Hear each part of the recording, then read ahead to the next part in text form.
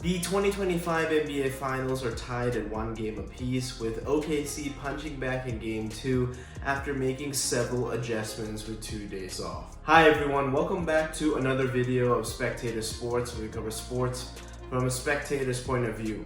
I'm your host Sebastian Fonseca, and in this video we'll be recapping Game 2 of the NBA Finals. And before we get into the content, please do us a massive favor.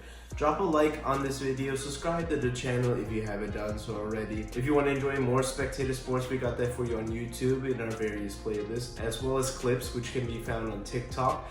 And if you want to enjoy Spectator Sports as an audio-only experience, we got that for you too on Spotify. I'll link everything in the description, and let's get into the recap. OKC made a ton of adjustments after their stunning Game 1 defeat. The emphasis early was to get big man Chet Holmgren involved early and often, as he struggled in Game 1, going just 2 for 9 for just 6 points. He did most of his damage in the first quarter in a bounce back performance where he had 15 points after that Game 1 clunker. Their defense tightened up compared to their Game 1 performance, especially with their double big lineup. When you have Ihart alongside of Chet, the Thunder regained their rebounding edge. After getting out-rebounded by 17 boards in Game 1, they out-rebounded the Pacers by a margin of 8 rebounds in Game 2. The Thunder also got huge contributions off the bench from Alex Caruso, who knocked in 4 triples on his way to a 20-point night. But a surprise contributor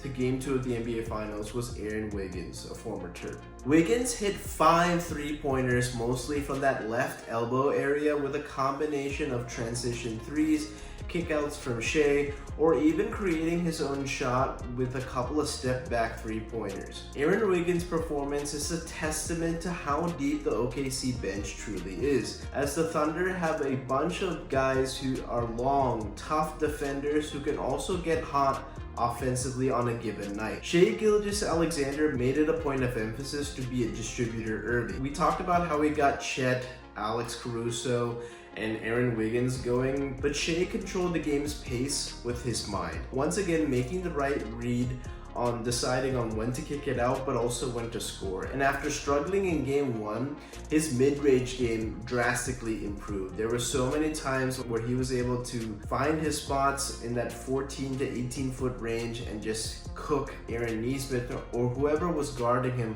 for the Indiana Pacers.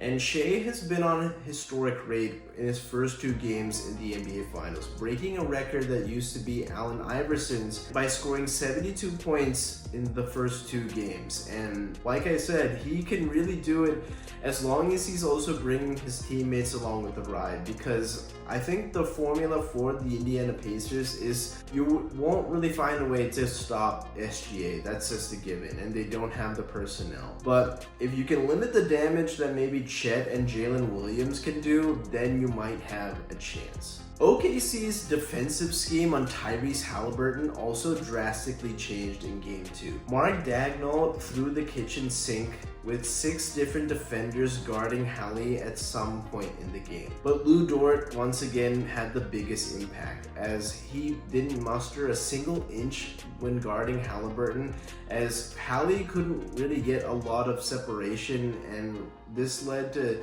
him having a quiet night through 3 quarters. The torture chamber, as many say, was flying around, being a menace defensively, getting deflections, drawing offensive fouls whenever Hallie signaled for a screen, and whenever Haliburton was on the court, Lou Dort was also there, staying connected, as he did a lot of great work navigating through traffic with a lot of off-ball actions, like I said, through screens, and just staying disciplined with keeping his hips and chest square wherever Haliburton had the ball. And so far in these finals, whenever Tyrese Haliburton was being guarded by Lou Dort, Tyrese has struggled. He's shooting only 20% and has created only 4 assists through 2 games of the NBA Finals. And even if Lou Dort gets beat by Haliburton, he ends up funneling Hallie to other defenders for OKC, whether it's Caruso, Cason Wallace, Ihart, or even Chet Holmgren at the rim. Tyrese was a non-factor in Game 2. He had 6 turnovers compared to just 6 assists, and that is his worst assist to turnover ratio of the NBA playoffs so far. And you can count out the 12 points that he scored in the fourth quarter, as those were empty calorie stats when the Pacers were still trailing by 14-15 points in that quarter. This funneling defensive scheme is how the Thunder disposed of Ant and the Timberwolves so quickly in the Western Conference Finals. And to quote Anthony Edwards, he said that it was like they were on one string, like a puppet. And it feels that this is the greatest collection of hands on a basketball court in several ways. Even Shea got a couple of strips on Haliburton in both games 1 and 2, where he's just trying to poke his hand on the ball whenever Haliburton is trying to go up for a shot. And it's not just Shea, it's Lou, it's Alex Caruso, it's sometimes Cason Wallace. Whoever it is, somebody is playing Tyrese baseline to baseline and making life a living hell. And to talk about the transition defense of the Thunder, I mean, it's been off the charts, especially in Game 2, as they're one of the few teams in the NBA that actually have players that can match up with the Pacers' speed on the break. Now, this is partially just due to great recognition and communication amongst whoever are the 5 on the court for OKC, but they're also really smart at calling out matchups to prevent or minimize the advantages Indiana may have in transition. Through 2 games, OKC has held Indiana to 10 points below their offensive efficiency rating that they had in the regular season. And in these finals, we have yet to see a single Pacers player score more than 20 points. And in Game 2, this was another defensive masterclass by the Oklahoma City Thunder. During the postseason, it's become a proven fact that the kryptonite to Haliburton's effectiveness is stronger, longer, deceptively quicker defenders like Lou Dort. And it's not easy to replicate this formula because Lou Dort is a very special defender. But the Thunder are just so blessed to have guys like him and other defenders ready to go to be in positions to make Tyrese Haliburton's life a living hell in these finals. In my finals preview video, I discussed that Tyrese Haliburton is definitely subjected to the occasional clunker, and this was no exception in Game 2. Just simply not being aggressive enough and was a total non-factor for the Pacers in Game 2. Like I said, the stat line in Game 2 was very much misleading, as 12 of those 17 points came in garbage time as they were empty calories. And I think the biggest issue that many people may have about Tyrese Haliburton is just his inconsistency, and that's really why folks are so weary of labeling him as a superstar. Yes, he has these amazing clutch moments, but we haven't seen a real collective body of work. And it's kind of like where they were really bad to start this year, and that's really why people were saying maybe last year's run to the Eastern Conference Finals was a fluke.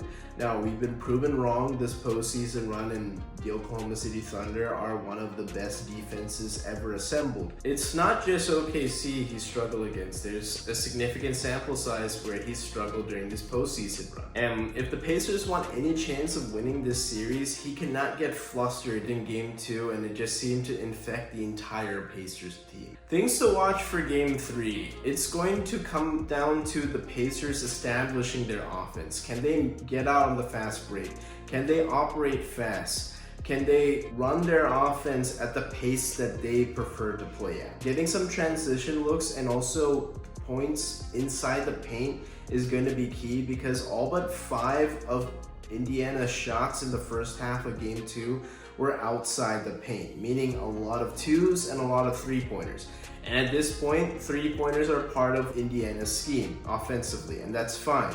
But I don't like the long 2-pointers, so it's definitely an adjustment that Rick Carlisle has to make with finding ways to get easier looks at the basket, especially inside, and then clean looks at the 3-point line. However, if I'm Indiana, despite getting beaten up in Game 2, I feel good heading into Game 3. You went toe-to-toe with the league's best team, and you found a way to pull a rabbit out of your hat to get this 1-1 split. If it wasn't thanks to that thunderstorm in the second quarter of Game 2, who knows what would have happened, because the Pacers outside of the second quarter played the Thunder really well, and it was relatively competitive. Another good thing for the Pacers is that they got this 1-1 split without their best best offensive stars really making their mark in this series. They're playing okay. I saw a decent game out of Pascal Siakam and then a bad game in game 2. And then Tyrese has been okay, but just not as aggressive. And I think those are the major adjustments that they have to get good contributions from their best offensive players heading into game 3.